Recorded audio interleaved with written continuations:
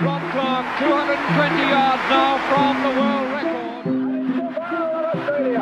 Dubbell is finding, and Christopher is struggling, and Dubbell is going to take the gold medal. And Bannister has done it. Though he's out on his feet, his coach and team manager tell him he's achieved his ambition. The mile in 3 minutes, 59.4 seconds. Did he have a coach? And it's Franz Stampfl, yeah, he had a coach. Who's Franz Stampfl? This was a magician who kept himself quiet, so I suppose it can only be shown by what he achieved. Well, he was a great man. I mean, he had these enormous talents. He made a giant contribution, I would say, in Australia and in a world scene as well. He just made a fantastic impact. I mean, this was such a character.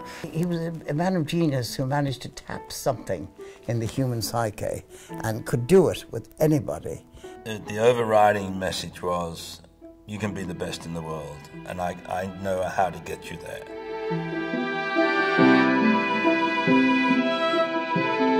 He came from this extraordinary Viennese culture, you know, Kafka and Mozart and the painters. The life of the city was built around the imaginative faculty. I know his profession really was an art student. Dass schon als Kind ein künstlerischer Mensch war. That's the culture he came out of, and he was quite self-assured about that it was the leading place for intellectual, imaginative talk in the world. I mean, he was right. His knowledge of history and his knowledge of music, he brought a whole range of things which our coaches in Australia probably didn't have.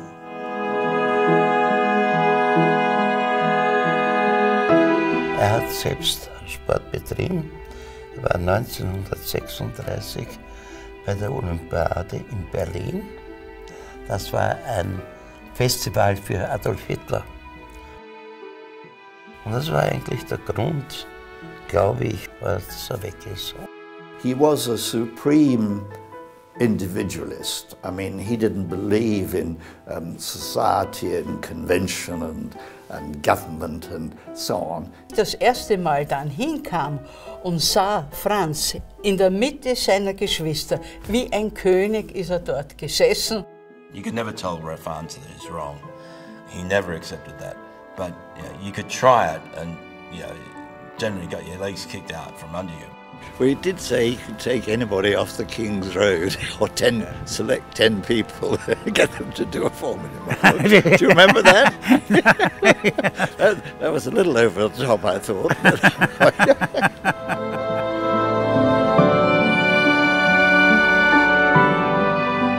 He had this enormous feeling that there was nothing that couldn't be conquered by the imagination. A wonderful coach, but not just an athletics coach, a wonderful life coach at the same time.